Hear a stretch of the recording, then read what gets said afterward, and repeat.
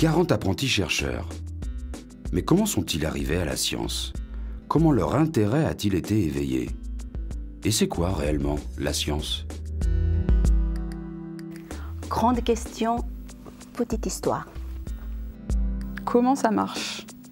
Mon premier jouet qui m'a fait vraiment plaisir, c'était un petit train mécanique avec 3-4 wagons derrière qui tournait sur le plancher de la maison. Une fois que ça marche, une fois que je charge le petit train, que ça tourne, je le prends et je le démonte. J'ai complètement démonté mon petit train, les petits engrenages, le ressort. Tous mes jouets ont été tous abîmés à cause de ça.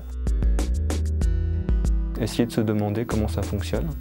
Ça commence là. Quand on a répondu à une question, on essaye de répondre à celle qu'elle amène et ainsi de suite. C'est répondre aux grandes questions qui font qu'on vit dans ce monde-là et qu'il est tel qu'il est. Comment ça marche et pourquoi, c'est ce que j'appelle science. Grande question, petites histoires. Depuis que je suis toute petite, je me pose une question, c'est d'où est-ce qu'on vient? Comment tout a commencé? Déjà à l'âge de 4 ans, je demandais à ma mère, mais d'où est-ce qu'on vient? Comment ça a commencé au tout début? Donc je lui disais, mais toi tu viens de tes parents, qui viennent de leurs parents, Mais au début, le premier, c'était qui? De là va commencer ma passion pour la physique. Pour moi, la physique, c'était le moyen de répondre un peu à ces questions-là. Et essayer de remonter aux premiers instants de l'univers, donc le Big Bang. Grande question, petite histoire.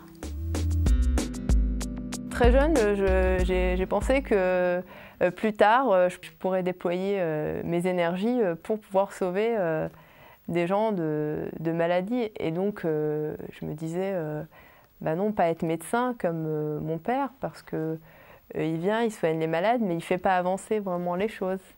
Et donc, moi, avec ma grande ambition, c'était vouloir découvrir quelque chose. Grande question et petite histoire. La science pour moi, c'est savoir, c'est avoir déjà envie de répondre à la question pourquoi. C'était quand j'étais petite. Ma mère m'a acheté un livre. Le livre c'est en chinois bien sûr. Le titre du livre c'est 1 million de pourquoi. 1 million de questions répondues. Les grandes questions, les petites histoires. Jusqu'au collège, début lycée, les études en général ne m'intéressaient guère. On pourrait dire que j'étais un vrai voyou. Je passais plus de temps dehors que dans l'école. Et puis, il s'est passé quelque chose au cours de mes études, c'est que j'ai passé 1 an sans école. Donc pour des raisons politiques, il y avait un problème et puis l'école s'est arrêtée, les enseignants étaient en grève. Donc pendant cette année, j'ai fait tout ce qu'un petit garçon rêvait de faire. Jouer au foot tous les jours, voir le monde, passer toutes ses journées à la plage, etc. Faire les 400 coups, comme on dit. Puis après avoir fait tout ce que je voulais faire, et lorsque le temps de revenir à l'école était venu, j'y suis retourné et puis ça a éveillé en moi un intérêt. J'étais curieux. J'étais beaucoup plus curieux envers la science et envers les études, étant donné que j'ai fait tout ce que je voulais faire en tant que petit garçon. Voilà, donc s'il y a un petit garçon qui m'écoute, fais ce que tu veux et ensuite intéresse-toi aux études, mais n'oublie pas les études. La science, c'est beaucoup de curiosité. Si on n'est pas curieux, on n'arrive à rien en science. Grande question, petite histoire.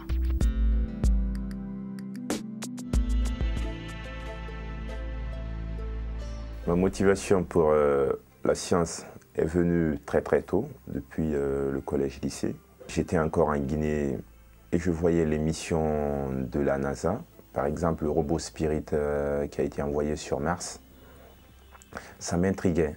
Je me suis toujours demandé comment ils arrivaient à faire communiquer 2 éléments situés sur 2 planètes différentes. Comment on arrivait à exploiter des informations qui nous venaient des années-lumière. Je me suis dit que je pouvais faire quelque chose à la base dans le domaine des télécommunications. grandes questions, les petites histoires. Quand j'étais petit, tout ce que je voulais faire, c'est être musicien. Surtout, je jouais du clavier électronique. Un jour, mon clavier électronique ne marchait plus. Alors, du coup, je voulais savoir pourquoi. J'ai ouvert la boîte du clavier. J'ai trouvé plein des composants microélectroniques dedans. J'ai rien compris. J'ai trouvé que la musique, c'est très bien. Je continue ça comme amateur, mais il y a quelque chose derrière qui est très important et très passionnant, plus passionnant que la musique même, c'est la science. Alors du coup, de ce jour, j'ai choisi d'être scientifique. Grande question, petite histoire. Ma motivation pour la science remonte à quand j'étais tout petit. J'ai eu une période où j'étais fan de la légende du roi Arthur et des chevaliers de la table ronde. Alors moi, ce qui m'intéressait, c'était la quête du Graal. Depuis, j'ai troqué le Graal contre des ordinateurs, mais la quête est toujours là, la quête d'une sorte d'idéal, d'aller chercher quelque chose qu'on ne connaît pas, un objectif qui peut paraître impossible à atteindre. Courir après un idéal, avoir une quête d'un idéal, c'est un peu ce qui caractérise la recherche et ce qui la rend intéressante. Grande question, petite histoire. J'ai passé un cycle primaire difficile, au point qu'en classe de CM2, au moment où je devais passer l'entrée en 6e, j'ai été rattrapé par 2 de mes petits frères. Et j'étais l'avant-dernier de la classe. J'étais vraiment bonne élève. Donc quand j'avais pas le 20, alors je rentrais en pleurant à la maison. Et mon papa était très affligé parce que je suis l'aîné de ces garçons. Il était déçu, il dit « Oh là là, mon fils, que je voulais grand homme, intellectuel, ne pourra pas faire des études. » Et au lycée aussi, je n'étais pas brillant.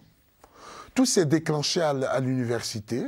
Donc maintenant, ça a un peu changé, c'est-à-dire qu'on est tous les jours dans notre bureau, on ne trouve rien, on ne pleure pas à la fin de la journée, sinon on ne s'en sort plus. Donc la chose la plus importante, c'est avant tout la curiosité, la passion, la motivation, pour pouvoir faire de la recherche.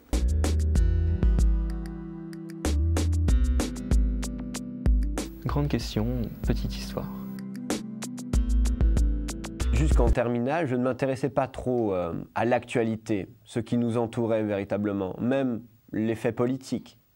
Et quand je suis arrivé en fac d'économie, j'ai compris que j'avais les moyens de mieux comprendre tout ce qu'il se passait, tout ce que l'on entend au quotidien. Et notamment, j'ai eu un très bon professeur qui m'a expliqué comment déchiffrer les faits quotidiens en théorie, en réalité économique. Que ce soit à propos des 35 heures, à propos du salaire minimum à 1 500 € qui a fait polémique, à propos de l'Europe, de la Banque centrale indépendante, toutes ces choses qui sont autour de nous et qui nous gouvernent. Grande question et petite histoire.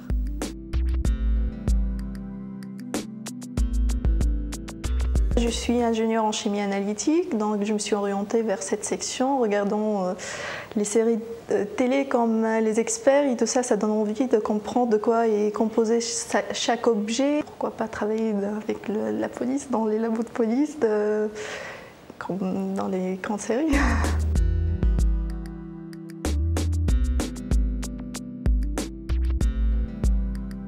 La recherche, c'est pas aussi facile que ça, même si on a les idées. On a toujours un problème d'une question matérielle. Moi, par exemple, dans ma thèse, je dois faire des analyses chimiques et j'ai besoin de machines d'analyse. Et pendant presque 1 an, j'ai attendu d'avoir ma machine pour pouvoir débuter mes travaux. Donc il y a vraiment beaucoup de choses auxquelles on est dépendant lorsqu'on fait une thèse ou de la recherche, que ce soit dans les idées, des jours où on n'est pas forcément inspiré, que ce soit dans le matériel. Non, on ne peut pas tout maîtriser. On a aussi fortement des problèmes de budget. Hein. Ça nous freine beaucoup dans la recherche.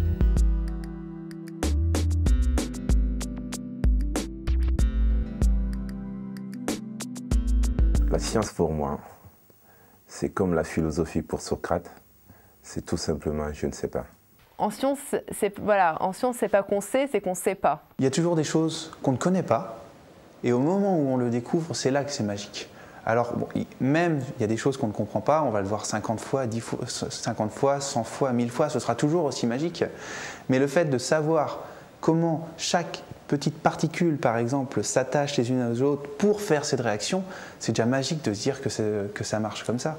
Et pour moi, ça reste toujours aussi magique de voir quelque chose, même si je sais comment ça fonctionne derrière après. Il y a toujours des nouvelles choses à découvrir et qui sont toutes aussi magiques les unes que les autres.